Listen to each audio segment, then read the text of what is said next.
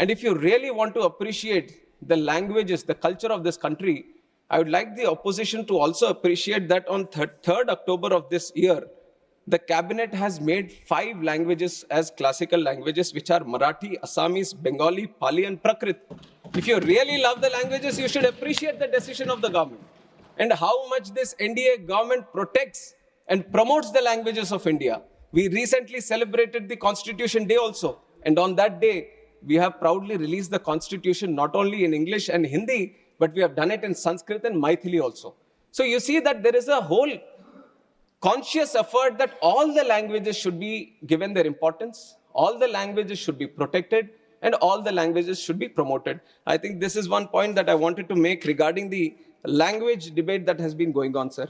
And on top of that, Udan, I have already given the numbers during my opening speech also on how the numbers have doubled, in fact, from 2014 to 2024.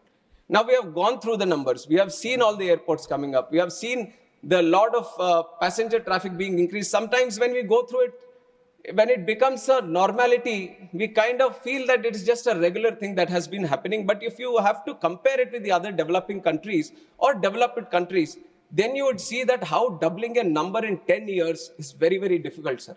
And that is something which has been a challenge for India also.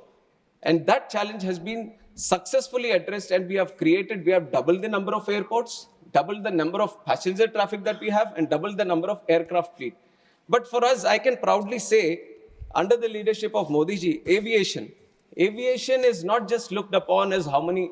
I also agree to a certain point that it's not about just the numbers. Numbers I'm giving to show you a picture on how much progress we have made.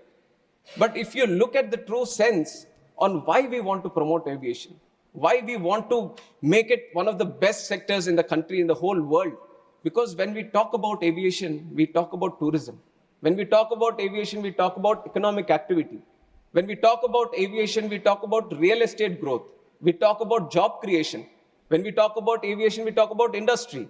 When we talk about aviation, we talk about commerce. We talk about trade. And we talk about aviation, we talk about culture. And when we talk about aviation, we talk about agriculture also. And that is why aviation is a very important nodal sector that needs to be given that push. And with this idea, I'll get some water, sir. Please. And it is with this idea that the whole aviation sector has been thoroughly, deeply understood on what the true potential India can have. And we have seen that there are multiple gaps also. Now 90,000 crores CapEx has been put into the infrastructure to create the infrastructure in airport infrastructure. But creating infrastructure, that itself is one challenge. And when I took the charge as a minister for this aviation, sir, I have promised the people of this country that, thank you. Thank you. She has always been so caring, sir. Like a mother, always. Thank you, man. So, when we look deep, it is not about just creating the infrastructure, but it is about connecting them also. Now, you can spend a lot of money, you can create the infrastructure, you can create more airports, but the ultimate challenge, thank you. The ultimate challenge is how do you connect? And that is where, bringing in all the aspects of the government, we created the UDAN scheme, which is Uday Desh Ka Aam Nagrik. Through the UDAN scheme, the challenge of these airlines, because it is a market-driven industry, where they feel there might be a non-viability in running a route, the